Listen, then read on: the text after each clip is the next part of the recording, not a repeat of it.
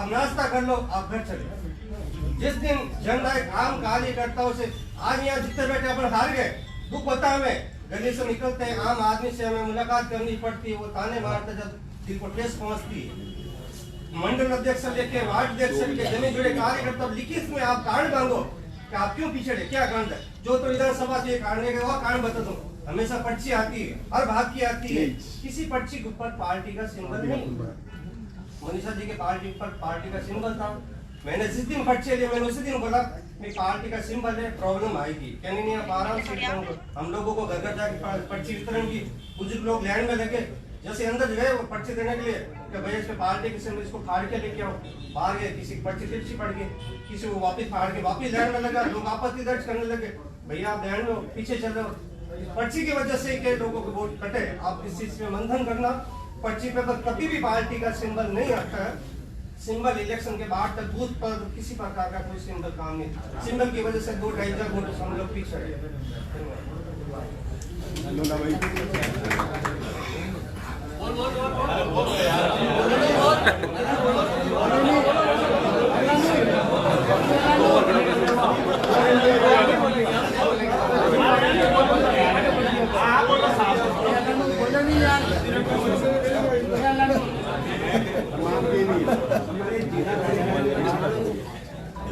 धन्यवाद और आभार। आगे बुला लो ना।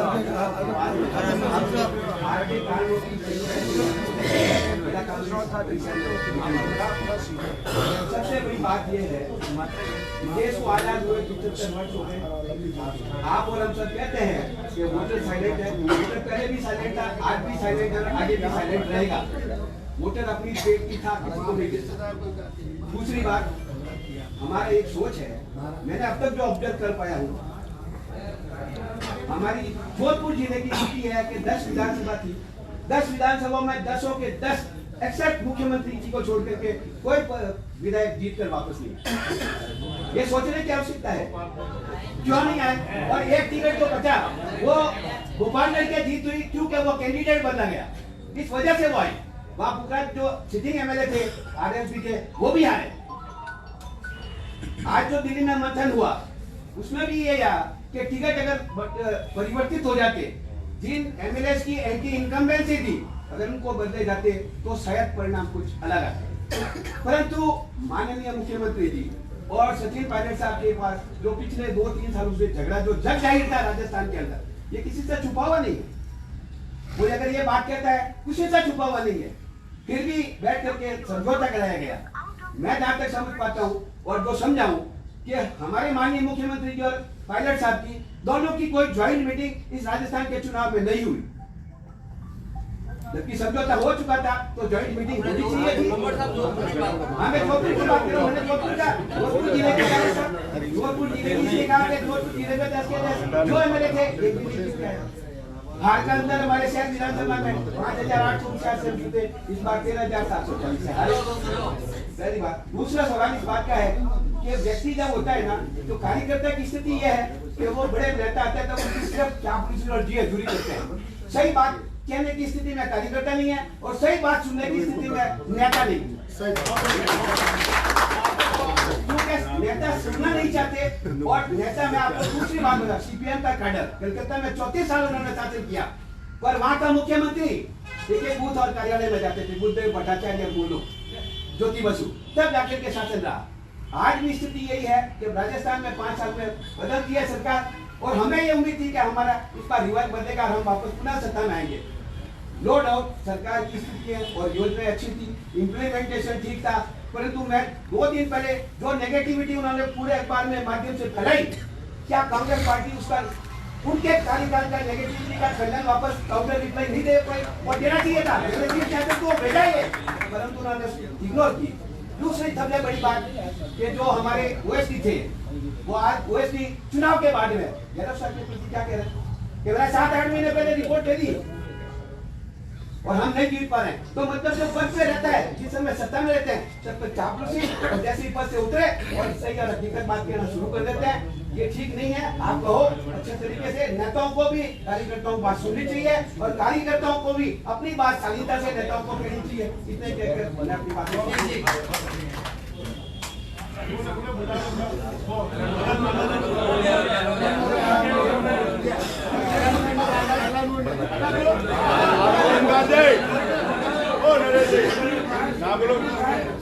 मैं अपनी बात अशोक ले से करूंगा।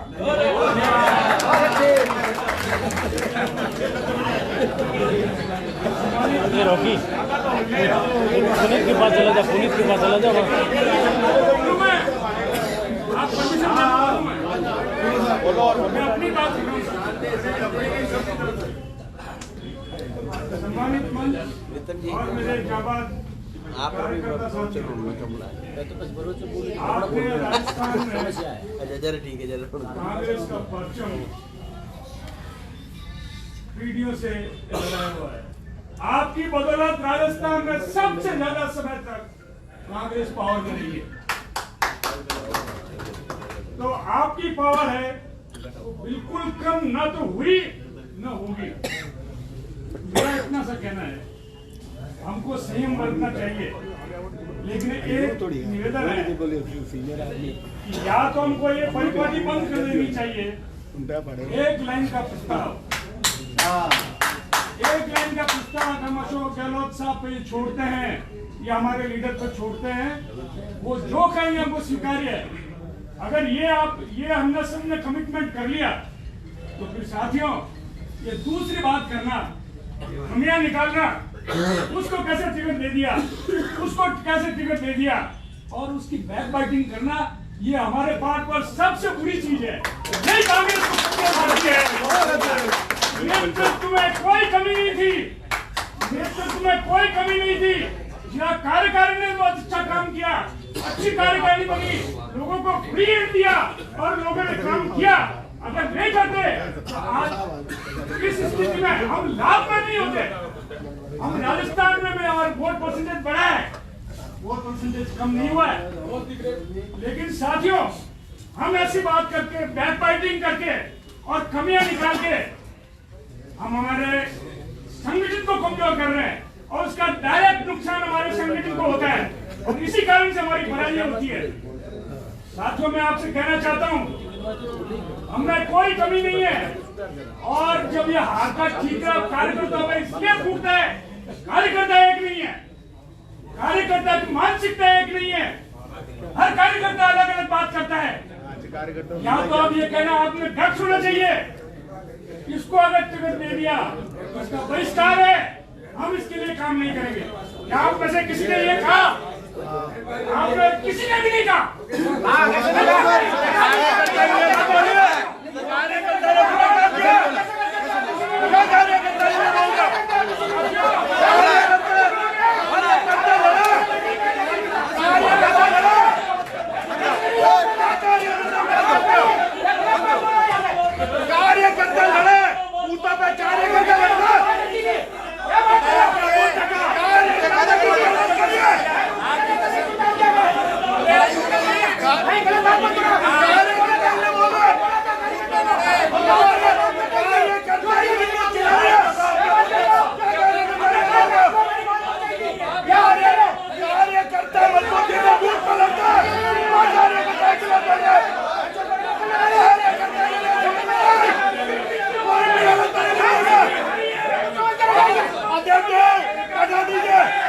कार्यकर्ता के खिलाफ एक बात भी बोलूंगा।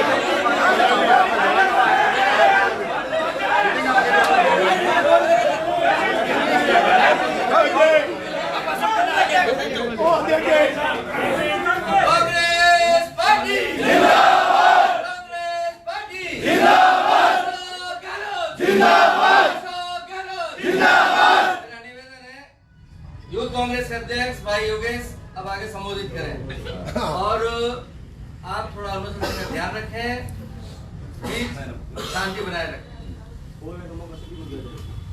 जोधपुर शहर जिला कांग्रेस कमेटी के तत्वाधान में हाल ही हुए विधानसभा चुनाव की समीक्षा की बैठक में पधारे हुए सम्मानित मंच समस्त कांग्रेस हम इस बात को स्वीकार करते हैं कि हमें इस चुनाव में पराजय मिली है, क्योंकि हमें ये देखना है कि वोटों का ध्रुवीकरण किया गया है और झूठ बोला गया है।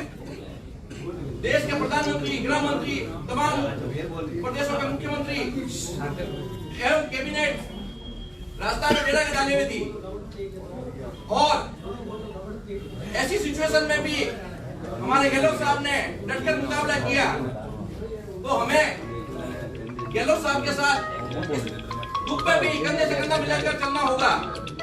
और जो रही टिकटों की बात जो भी कर रहे थे, तो जब इस लाइन में प्रस्ताव हो गया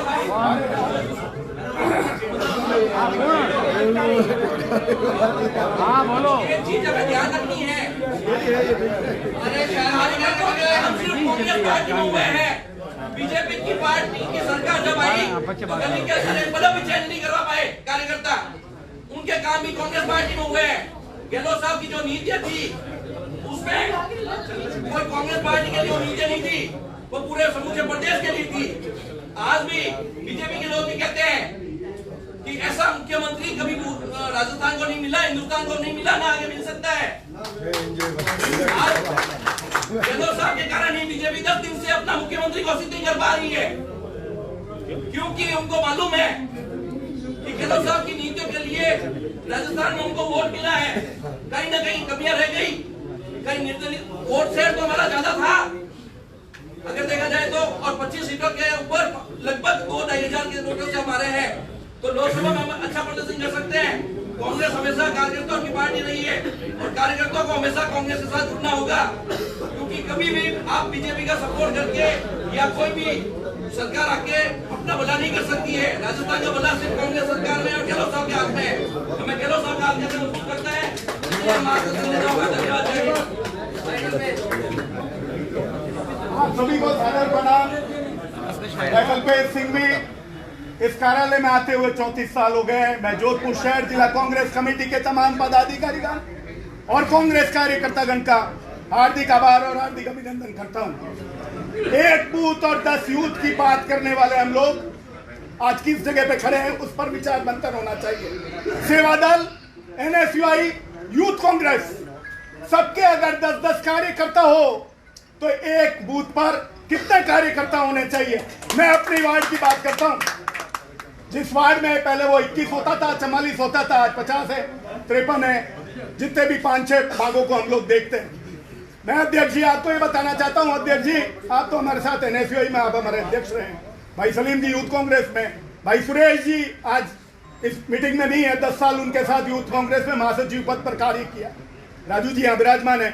जब कांग्रेस कार्यालय में पहली बार एंट्री हुई, जब अजीत बा, आनंद भाई जी, रमेश वराणा जी सब लोग थे। आज मैं कहना चाहता हूं कि क्यों नहीं कांग्रेस का कार्यकर्ता बूथ के ऊपर नहीं जुड़ पाया, उसकी समीक्षा करिए आप। कितने कार्यकर्ता हमने बनाए, आपने लंबी चौड़ी 200 जनों की अगर डिस्ट्रिक्ट कांग्रेस कमेटी की जो कार्यकारिणी बनाई है, क्या कार्यकारिणी के अंदर जो लोग हैं कितने कार्यकर्ता उन्होंने अपने अपने वार्ड से जोड़े। हमको मंथन उस बात पर जाना चाहिए। अब किसी के खिलाफ या बैक बाइटिंग करने की बात करें उस पर नहीं जाना चाहिए। कार्यकर्ता ने हमेशा कांग्रेस पार्टी को अपने खून से सींचा है, खून से सींचा है कांग्रेस पार्टी को। तो इसलिए कार्यकर्ता पर कोई भी हार के बाद और अगर भाग संख्या देखकर और उस आदमी को बुलाते हैं, कह रहे तू कितने वोट से हार गया, और वो दिलवाएगा क्या वोट। अशोक गहलोत जी की, मुख्यमंत्री जी की जो योजनाएं थी कोई कमी नहीं थी, नेतृत्व में कोई कमी नहीं थी। कमी थी खुद प्रत्याशियों के अंदर, खुद प्रत्याशियों के अंदर। ये बात कोई मानने को स्वीकार नहीं करता है। 5 साल कहाँ गए थे, 5 साल तक एक भी कांग्रेस के कार्यकर्ता आपने सुन ली। सपोज कल्पेश सिंह भी अगर कांग्रेस कार्यालय नहीं आया इन पूरे चुनावों के अंदर, क्या पता किया एकमात्र आदमी हेमंत शर्मा ने फोन किया था कि भाई साहब दिख नहीं रहे हो, लेकिन मेरे घर की मजबूरी थी, मदर फादर दोनों ऑन बेड है हॉस्पिटल में, नरेश जी को पता है कि ऑपरेशन हुए हैं। तो मैं सिर्फ 25 तारीख को बूथ पर फर्जी वोटिंग रुकवाई है। पहला मतदान किया है, पहला मतदान।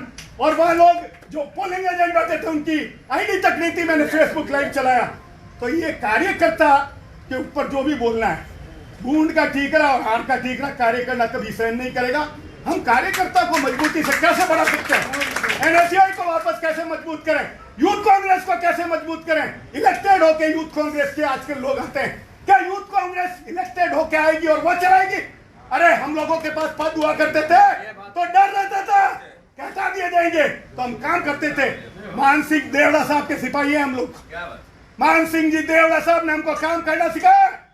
एक एक पर्ची हाथ से लिखते थे, एक एक घर पर पर्ची बांटते थे और कांग्रेस की बात करते थे। क्या परंपरा वो खत्म हो चुकी है? आप बताइए कि कितने कार्यकर्ता हैं जो पर्ची बांटने के लिए बूथ से बूथ और घर से घर जाता है?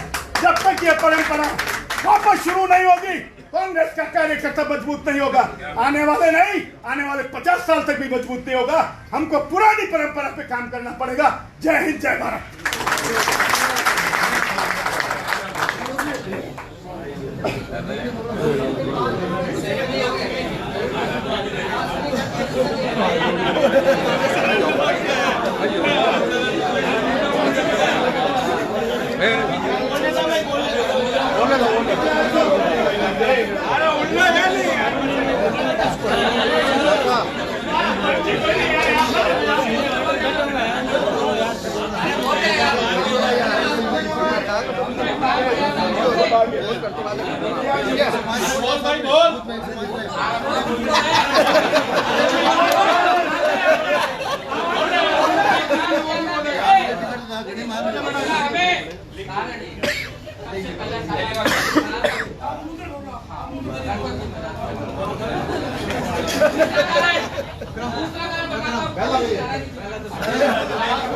अरे चुप रहो सा, एक मिनट।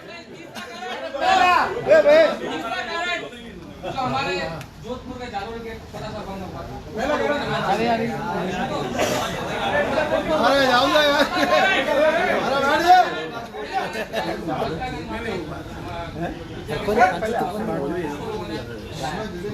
ये 4 प्रमुख कारण थे, 2 दिन के अंदर हमारे को हरा दिया।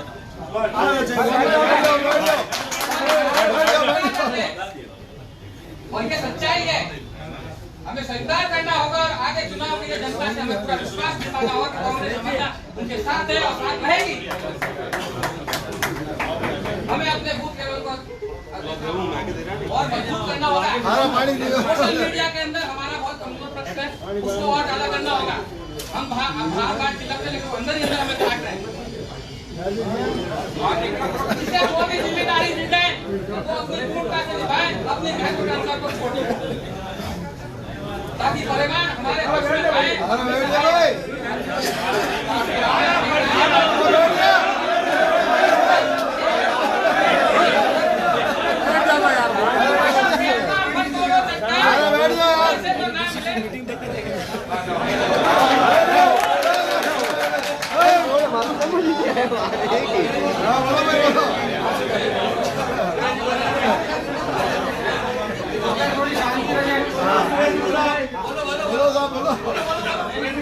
सम्मानित मंच, आज हम कांग्रेस हारी इसके बारे में विचार विमर्श करने के लिए आए। हम हार के कुछ कारण हमें पता है, आपको भी बताया, नेतृत्व को बताया। मेरे पूर्व वक्ताओं ने विधायकों के ऊपर ये आक्षेप लगाया कि विधायकों ने काम नहीं किया। उसका सीधा जाता उदाहरण मैं वार्ड नंबर 54 से प्रत्याशी था। विधायक जी ने मेरे कहने से मेरे क्षेत्र के अंदर करीब 1.25 करोड़ रुपए के काम करा। हमारी हार का मुख्य कारण था जालोर गेट की घटना, उदयपुर वाली घटना। भारतीय जनता पार्टी के लोगों ने वो सोशल मीडिया के माध्यम से जो चीज फैलाई, 3 दिन के अंदर हमारी भूमिका खराब हो गई। 3 दिन के अंदर हमारी हवा चेंज हो गई। मैं मंडल अध्यक्ष भी हूँ वर्तमान में। मेरे मंडल में 18 बूथ है। मैंने 18 बूथों का विश्लेषण किया। उसमें वार्ड नंबर 57 प्लस मेरा 300-400 वोटों से जहाँ मेरे उम्मीद थी मैं 800-1000 वोट से बीच में रहूँगा, वहाँ हमारी कमी आई। वार्ड नंबर 54 जहाँ मेरे को पूरी उम्मीद थी, जहाँ मेरा प्रत्याशी था कि मैं यहाँ से जीत के जाऊँगा, वहाँ पे मैं 97 वोटों से माइनस था, लेकिन -97 से था। मैं 41 वोट से चुनाव आ रहा, लेकिन मेरे विधायक को मैंने 57 वोट से हरवाया। हकीकत भी है। लेकिन जो अन्य ward number 52, ward number 55, ward number 53, ward number 52 sorry ward number 53 और वार्ड नंबर 55 की इतनी बुरी स्थिति, वो जमाना मैंने देखा। मैं बी रोड में रहता था, मान सिंह देवड़ा का जब प्रचार होता था, भारतीय जनता पार्टी का कार्यालय नहीं खुला करता। एग्जैक्टली उस रोड में भारतीय जनता पार्टी का कोई कार्यालय नहीं होता था। आज उस कुमार बस्ती के अंदर हम 1400 वोटों से माइनस वार्ड नंबर 55 की बात कर रहा हूँ। वही स्थिति वार्ड नंबर हमारे 53 की, वार्ड नंबर 53 में हम 1400 वोटों से माइनस थे। ये इसका कारण क्या था? वहाँ हमारे पार्षद प्रत्याशी नहीं थे, वहाँ हमारे पार्षद नहीं थे, हम क्यों हारे वहाँ? और वार्ड नंबर 52 क्या एक बूथ मेरे पास में था, 2 बूथ मेरे पास में मेरे मंडल में होने के बावजूद मुझे नहीं मिले। मैंने और एक चीज मैंने और इससे पूर्व में बैठक में ये बात कही थी कि हम लोग चुनाव के दरमियान केवल बूथ एजेंडों को याद करते, बाकी याद नहीं। हकीकत मैंने भुगता हूँ। जब मैंने 18 बूथों पे विश्लेषण करने गया और देखने गया इस बूथ पर कौन बैठा है, इस बूथ पर कौन बैठा है, वहाँ मेरे को कोई कमी नजर आई। उस कमी का मैं भी दोषी, मैं भी अपनी कसौटी पर खरा नहीं होता। मैंने अपना प्रयास पूरा किया कि मैं अपने क्षेत्र से, मेरे मंडल से, मैंने विधायक जी को वादा किया था कि मेरे मंडल से जीता के भेजूंगा, लेकिन मैं दुर्भाग्य मेरा कि मैंने उनको 3200 वोटों से हरा दिया। मैं क्षमा चाहूँगा अध्यक्ष जी से भी, विधायक जी से भी, और मैं अपनी गलतियों को खामी मान के मैं मंडल अध्यक्ष से अपना इस्तीफा आपको करता हूँ। आप काबिल और सक्षम आदमी को क्षेत्र छोड़ो और हम हमारी शुरुआत करें बूथ से। हम ऊपर से शुरुआत नहीं करें कि डीसी से 70 बना दिया, दूसरे बना दिया। वो 70 और 75 आदमी कहाँ दिख रहे थे चुनाव के दिन? मेरे मंडल के अंदर 11 डीसीसी पदाधिकारी है, कितने 11 चुनाव के दिन 2-3 आदमी नजर आए, गाड़ी में घूमने आ रहे जा रहे।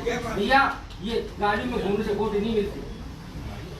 कितने लोगों ने धरातल पे काम किया, प्रत्याशियों को कुछ होगा। अरे प्रत्याशी का लोग एक आदमी को बुलाओ, अरे प्रत्याशी को क्या तेरे गाड़ी के अंदर हारने का मुख्य कारण क्या है? हार का मुख्य कारण पर हम विश्लेषण नहीं करेंगे तो हम लोकसभा चुनाव जीतने की बातें करते हैं, वो सरासर मूर्खता है। और हम और है ना गुमराह, हमें गुमराह नहीं होना है। हम हार गए तो हार गए, हार जीत एक सिक्के का 2 पहलू है, और हारा हुआ आदमी दोबारा जीतता है, इसमें कहने की बात भी नहीं है। हमें हार से हताश नहीं होना है, हमें आगे की लड़ाई लड़नी है। और आगे की लड़ाई लड़ने के लिए केवल पूर्व से शुरुआत करें। मैंने देखा कि भैया मेरे पास में लिस्ट आती है कि ये लोग ये ले आपके पार्टी, उनसे पूछो सब मेरे से जानकारी मिलेगी जिसमें आपने नाम नहीं किया, काम नहीं कर सकता। अब लास्ट मोमेंट में 4 दिन पहले आप कैसे ये लोग मुक्त करेंगे? ये लोग आओगे कहाँ से? तो मैंने बात की कि हमारी पार्टी की बड़ी पार्टी है कि हमें तो वेटर चाहिए, बूथ के एजेंट नहीं चाहिए, हमें तो वेटर चाहिए जो ये लिफाफों में बैठे और काम करे और सुबह आवे शाम को घर से हाजिर लेके घर चला जाए। भैया किसने भी बड़ी पार्टी हम छोड़ देंगे? मैं बताऊं, मैं सरकार स्कूल के मेरे बूथ में भाग सिंह का 96 और 97 में 10 से 15 आदमी बराबर बैठे थे। किसी आदमी से विश्लेषण करो तो भारतीय जनता पार्टी के कम से कम 40 आदमी कहाँ से आए वो लोग? वो सारे जन के लोग जुड़े हुए थे, घर घर से घूमने मेहनत कर रहे थे। हम लोग क्यों नहीं मेहनत कर पाए? हम लोग मेहनत क्यों नहीं कर पाए? और ये जातिवाद भी पूरा चला,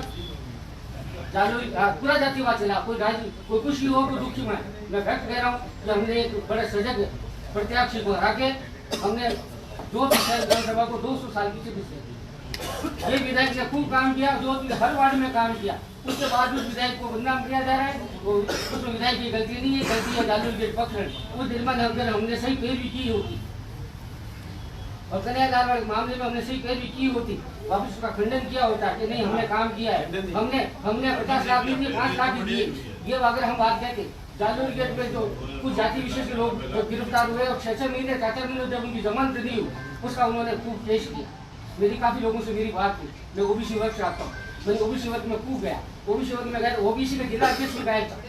ये स्थिति थी कि ओबीसी का जिला अध्यक्ष ओबीसी वोटों को एकत्रित नहीं कर पाया, जबकि हमारे अशोक गहलोत ने ओबीसी के 3 विधानसभा क्षेत्रों में ओबीसी उम्मीदवारों को चुनाव लड़ाया, उसको तो ओबीसी कहाँ चली। आज यहाँ ओबीसी खूब बैठी, जोधपुर के ओबीसी का आदमी कहाँ जयकरण जा रहा है, साबाई जा रहा है, पचपदरा जा रहा है, जोधपुर में ओबीसी उम्मीदवार खड़ा है, उसको मदद नहीं कर रहा है। सूरसागर का आदमी शहर विधानसभा में अपना शक्ल बदलाने आ रहा है, सरापुरम जा रहा है, वो सूरसागर में फील्ड में काम नहीं कर रहा है। मैंने एक नहीं 18 आदमी की लिस्ट बनाई है जो विभिन्न विधानसभा में क्षेत्र में थे, आओ जाओ, लेकिन वो आप अपने क्षेत्र में काम ही नहीं कर रहे हो। आप कैसे कह सकते हो हमारे प्रत्याशी आ गया? जब हमने काम ही नहीं किया तो प्रत्याशी हारे गए। मेरा संगठन से अनुरोध है कि आप शुरुआत करें बूथ से, अपनी कमेटियां करें भंग, सारी कमेटियां करें भंग और बूथ से शुरुआत करें, तभी हम मजबूत होंगे। जो बूथ में मजबूत 10 आदमी रहता है उसको वो हार्ड है। जो 10 आदमी की सेना अपने पास में नहीं रख सकता वो काय का पार्षद बन जाएगा और वो काय का विधायक बन जाएगा। विराम देता हूँ।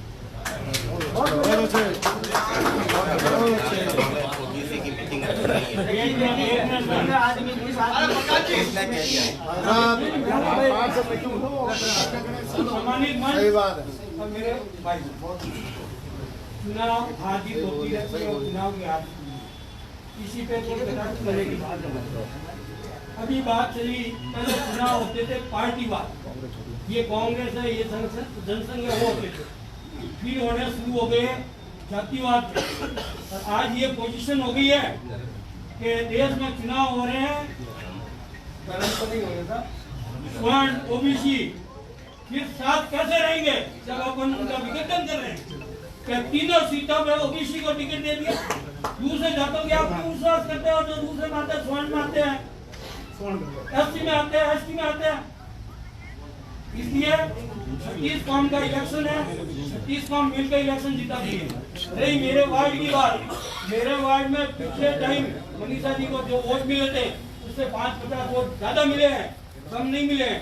मेरा वार्ड ही ऐसा है जिस वार्ड में ना तो कोई कार्य करता है, अपने संगठन में खुद ने भी आज तक वार्ड अध्यक्ष नहीं बने। अपना संगठन अब पैदा हुआ, 4 साल गुजरने के बाद। समय पे यदि अपन काम करेंगे तो स्टेप बाय स्टेप आगे ऊपर चढ़ेंगे, नहीं तो वही कभी रह जाएंगे।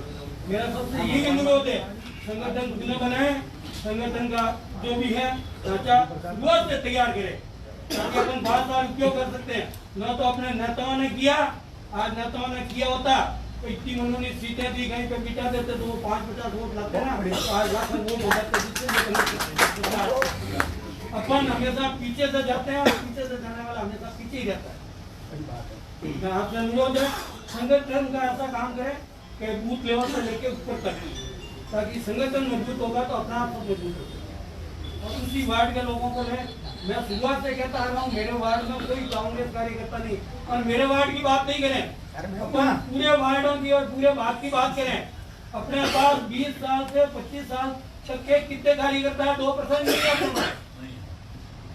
जब अपना युवा तैयार नहीं होगा तो एक उम्र के साथ दौड़ने की कैपेसिटी हर एक आदमी की खत्म होती है। युवा ही दौड़ेगा, युवा अपने पास नहीं है, युवाओं को कैसे जोड़े उस पर अपन चिंता करें तो अवश्य अपन सक्सेस होंगे। जय भारत।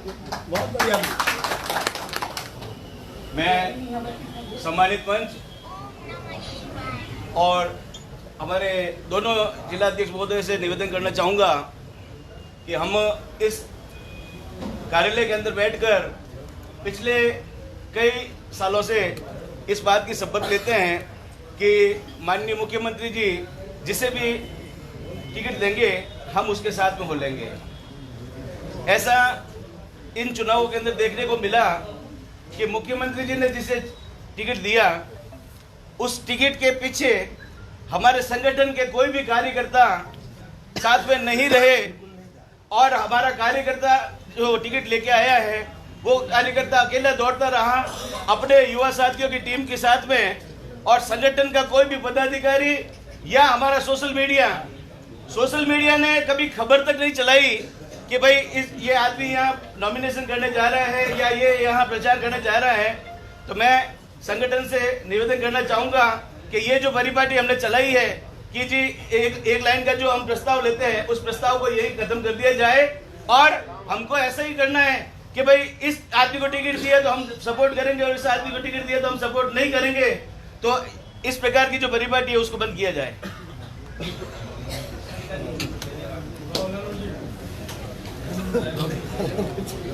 रॉकी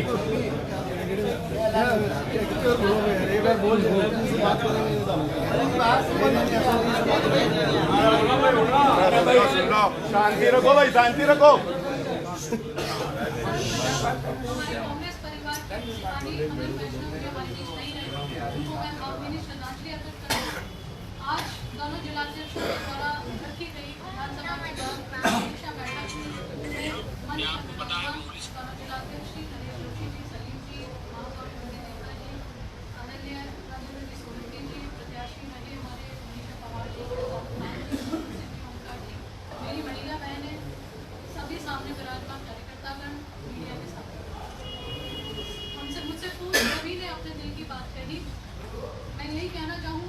वाकई में विश्लेषण करने की आवश्यकता है, बैठ के बात करने की आवश्यकता है, चाहे नेता हो या कार्यकर्ता। सिर्फ एक चीज चाहिए होती है, मान सम्मान। तो अगर हम मान कार्यकर्ता जो अपनी बात बता रहे हैं वो नहीं करेगा, तो हमें सोचने की आवश्यकता है कि क्यों कार्यकर्ता हमसे दूर हुआ, क्यों हम 10 सीटों से पहले 7 पे आए थे और अब सिर्फ 2 पे रह गए। तो इस पर बात करने की आवश्यकता है, विश्लेषण करने की आवश्यकता है, ताकि आने वाला 2024 के चुनाव में हम लोकसभा में ये गलती ना कर बैठे। कोई मोदी लहर नहीं थी, कांग्रेस को कोई लहर नहीं हरा सकती है। 70 सीटों पर आना, इसका मतलब लोगों के दिल में कांग्रेस कहीं ना कहीं बस रही थी। कमियां हम भी हम सब में रही है, चाहे सामान्य रहा हो चाहे कोई भी रहा हो, हम सब में कमियां रही है। उसको देखने की जरूरत है, सोचने की जरूरत है और वो वापस रिपीट ना हो, ताकि आने वाले चुनाव में वापस शिकस्त ना मिले। इन सब पर बात करने की आवश्यकता है। आप लोगों ने ये बैठक बुलाई, सब कार्यकर्ताओं की भावना जानी, इस परिपाटी को कायम रखा। आपका हार्दिक आभार। मुझे आपने इसमें आमंत्रण दिया, धन्यवाद। जय हिंद।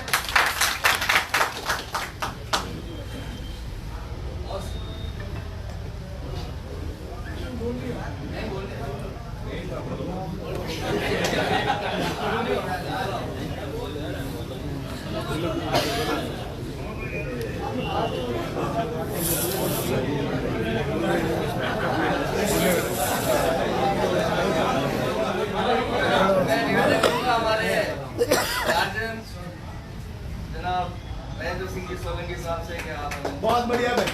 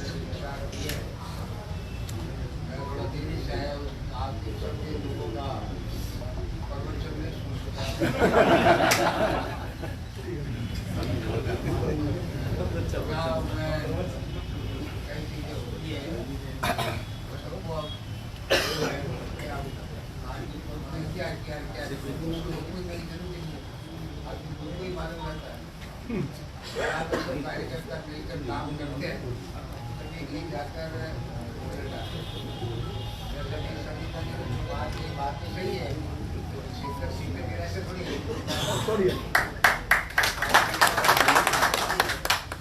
किसी ने कुछ कमियां रह भी जाती है, उसमें बड़ा दिल कार्यकर्ता रखेगा या कैंडिडेट रखेगा, ये सोचना नहीं। सही बात है। वैसा अपन लोगों ने तय किया साहब का जो निर्णय होगा तो अपन को भी तय करते जाते। फिर अगर अशोक गहलोत साहब के बाद में छोड़ने के बाद में कई लोगों ने अपनी अपनी राय दी है, सभी नहीं दी है, सबने अपनी राय दी है। राय देने के बाद में जो भी हाईकमान का जो फैसला होता है उसको सबको मानते भी है। कहीं भी कोई कमी रही होगी आदमी कमी रह जाती है, आपके काम से आगे भी बराबर नहीं है। उनको सब मिलकर अब ना तो जो हो गया अब आगे शुगर से वो बड़ा है, उससे भी बड़ा है लोकसभा का चुनाव है। लोकसभा चुनाव के अंदर अपने को उन ताकतों से मुकाबला करना है जो देश को तोड़ना चाहते हैं।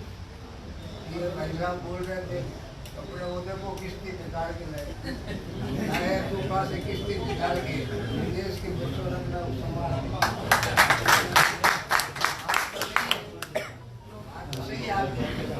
इसलिए कांग्रेस के कार्यकर्ताओं को अपने सब मिलकर लोकसभा चुनाव में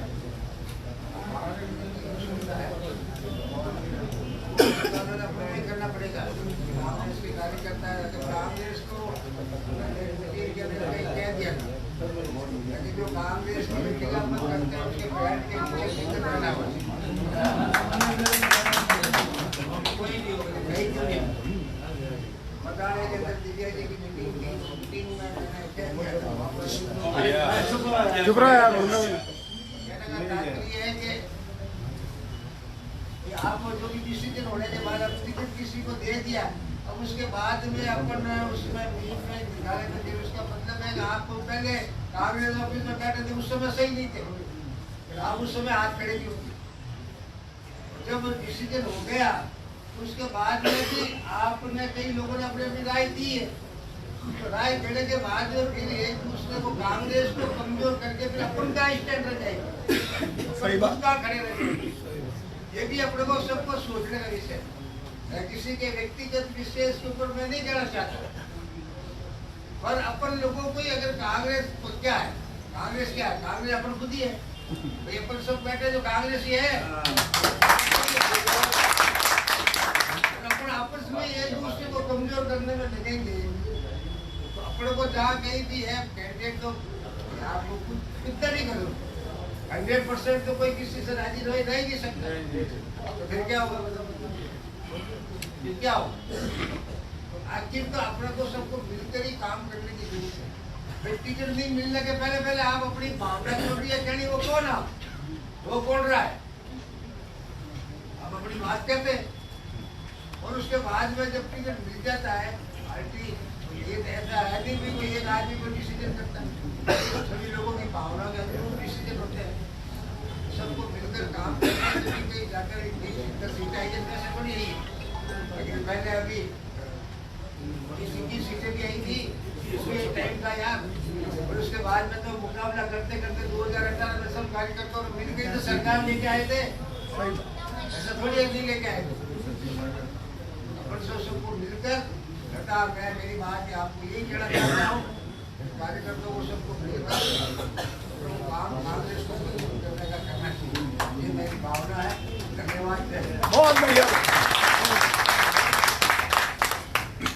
जोधपुर शहर जिला कांग्रेस कमेटी के इस प्रांगण में 2023 के पश्चात की प्रथम बैठक में मंच पर उपस्थित बड़े भाई नरेंद्र जोशी जी, राज्य मंत्री आदरणीय नरेंद्र सिंह सोलंकी साहब जी, राज्य मंत्री बहन संगीता जी, पूर्व विधायक बहन मनीषा जी, गणपत सिंह जी, भाई शहजाद खान, हमारे दक्षिण के संगठन महासचिव ओमकार जी, तमाम ब्लॉक अध्यक्ष, तमाम मंडल अध्यक्ष, जितने भी पार्षद आए हैं वो पार्षदगण, पार्षद प्रत्याशीगण, तमाम जिला पदाधिकारीगण, वार्डों से पधारे हुए तमाम कार्यकर्तागण, मैं इसके साथ ही हूँ। सबसे पहले तो इस बैठक में बड़ी तादाद में आप लोग पधारे उसके लिए बहुत बहुत धन्यवाद। दोस्तों, जैसे राजू जी ने बताया अभी, इस कांग्रेस ने बहुत सारे उतार चढ़ाव देखे हैं, इमरजेंसी के बाद का वक्त भी देखा, 21 सीटों की हमारी गिनती का वक्त भी देखा, लेकिन कांग्रेस एक पार्टी नहीं होकर एक आंदोलन है और आंदोलन लगातार चलता रहता है, इसलिए ना डरने की जरूरत है ना झुकने की जरूरत है। हम फिर लड़ेंगे, फिर उठेंगे और फिर सरकार में आएंगे। आप लोगों ने यहाँ पर दिल खोलकर अपनी बातें रखी और कई बातें महत्वपूर्ण, उस पर मैं जिला कांग्रेस कमेटी का अध्यक्ष होने के नाते नरेश जी के भी बिहार पर आपसे ये वादा करता हूँ कि आप लोगों की जितनी भी बातें शीर्ष नेतृत्व तक पहुँचेगी, और उसके बावजूद भी अगर जो लोग यहाँ पर अपनी बात नहीं कह पाए हैं वो व्यक्तिगत रूप से मुझसे नरेश जी से मिल सकते हैं, अपनी बात लिख कर दे सकते हैं। आप लोगों की ये बातें हम आप लोगों को वादा करते हैं, जिस तरीके से यहाँ पर जो जितने आवेदन आए थे विधानसभा चुनाव के वक्त, तीनों विधानसभाओं से हमने वो सारे के सारे आवेदन पत्र प्रदेश कांग्रेस कमेटी में पहुंचाए थे। आपकी ये तमाम शिकायतें, ये सुझाव, ये बातें भी मैं और नरेश जी प्रदेश कांग्रेस कमेटी और माननीय पूर्व मुख्यमंत्री जी तक भी आपकी बातें पहुंचाने का वादा करते हैं। बहुत सारे सुझाव आए, किसी ने कहा कि बूथ अध्यक्ष हम लोगों के नहीं बने थे और चुनाव के वक्त वो बूथ अध्यक्ष उस वक्त बूथ में जिन लोगों को बैठाया जाता है वो 500 रुपए का लिफाफा देकर बैठाया जाता है। ये गलती किसकी है? मैंने और नरेश जी ने तमाम पार्षदों से और उस वार्ड के सीनियर कार्यकर्ताओं से, नेताओं से अपने अपने बूथों के अध्यक्षों के नाम मांगे और नाम हम तक पहुंचे भी, और उन्हीं बूथ अध्यक्षों के माध्यम से तीनों ही विधानसभा के प्रत्याशियों ने चुनाव लड़ा। यहाँ पर एक प्रत्याशी हमारे साथ बैठे हैं और दूसरे प्रत्याशी के प्रतिनिधि आदरणीय सोलंकी साहब यहाँ विराजमान हैं।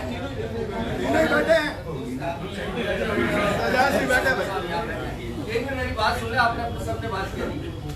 अब अगर देश में बात कर रहा है तो थोड़ी देर बर्दाश्त कर लें। कहने का मतलब है कि हम लोगों ने बूथ अध्यक्षों के नाम मांगे और वो प्रत्यक्षों को प्रोवाइड करवाए। और मैं मानता हूँ कि आप लोग इस बात पर सहमति जताएंगे कि बूथ अध्यक्षों का मान सम्मान नहीं रखा गया। और अगर वो बूथ अध्यक्षों का काम नहीं किया है तो मैं उस वार्ड के पार्षद प्रत्याशी और वहाँ के सम्माननीय सीनियर कांग्रेसियों से निवेदन करूंगा कि आप आने वाले 6 महीने बाद में जो लोकसभा के चुनाव है उससे पूर्व आप बूथ अध्यक्ष का नाम पुनः हमें दे सकते हैं। हम उन्हीं लोगों का वापस रजिस्ट्रेशन करेंगे और उनको काम सौंपा जाएगा और वो प्रत्यक्ष इनसे कार्य लेंगे।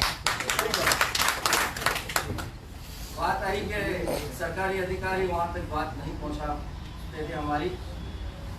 हो सकता है कि कार्यकर्ताओं की भावना सही नहीं हो, लेकिन जिस तरीके से बात है कि ठाकुरदास जी बहुत काम करते थे, लेकिन 156 पे 54 उस वक्त भी हम आए, 102 सीटों पर उस वक्त भी आए।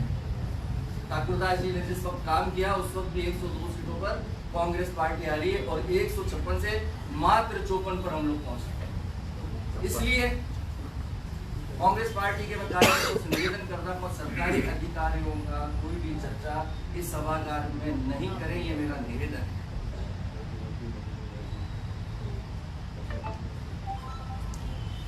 बात है कि कार्यकर्ताओं पे कोई बुराई नहीं है तो जिला कांग्रेस कमेटी और तीनों प्रत्याशी आप पर कोई बुराई दे भी नहीं पाए। मैं जिम्मेदारी के साथ कहता हूं कि तमाम कार्यकर्ताओं ने अपने अपने बूथों पर बहुत मजबूती से काम किया, तभी सूरसागर में भी 80,000 के आसपास वोट आए।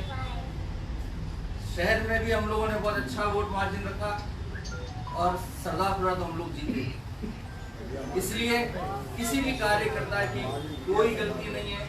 हो सकता है कि कहीं कोई मुद्दे पर चुनाव हुआ हो और उस मुद्दे से चुनाव हम हारे हो।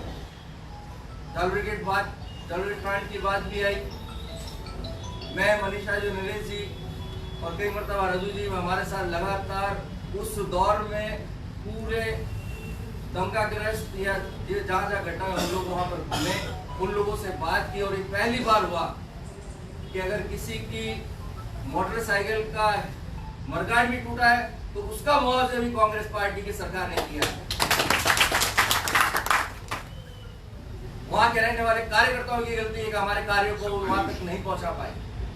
संगठन की गलती निकालने से पूर्व अपना गरेबान में झांकने की जरूरत है। हम लोगों ने क्या किया? ये शहर है, घटनाएं और भी होंगी, लेकिन हम कांग्रेस पार्टी के कार्यकर्ता हैं, हम धर्मनिरपेक्ष लोग हैं। हमें दोनों समुदाय की बात रखनी पड़ती है, दोनों की बात करने की हमारे में हिम्मत होनी चाहिए, वहां पर पहुंचने की हिम्मत होनी चाहिए। हम लोगों ने उस वक्त कार्य किया, हमारे तमाम कार्यकर्ताओं ने काम किया, लेकिन वो माउथ पब्लिसिटी जो सरकार ने उस वक्त काम किया उसकी माउथ पब्लिसिटी नहीं हुई, उसका हमें खामियाजा कहीं ना कहीं भुगतना पड़ा। इसलिए मेरा निवेदन है कि सरकार इस मूड की आई है कि आगे भी इस तरह की घटना होने का अंदेशा है। आप लोगों को मजबूत रहने की जरूरत है, हमारे कार्यों को वहां तक पहुंचाने की जरूरत है। अगर कार्यकर्ता मजबूत है तो कोई वजह नहीं कि कांग्रेस आ जाए।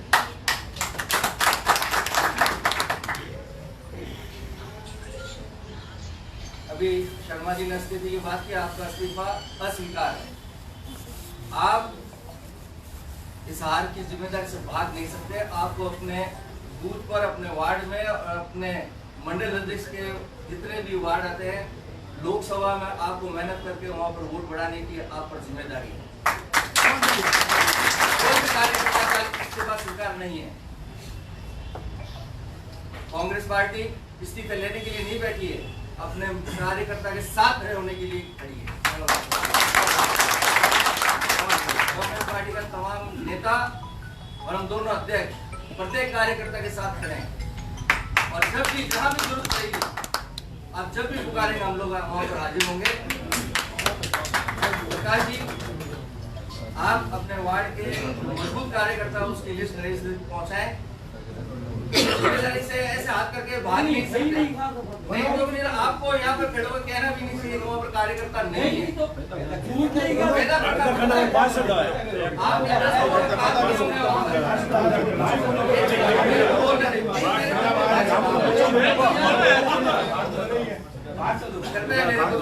इसलिए हम हार गए, दूसरों बार आ गए, खड़े हो गए, अब नई शुरुआत करने की जरूरत है।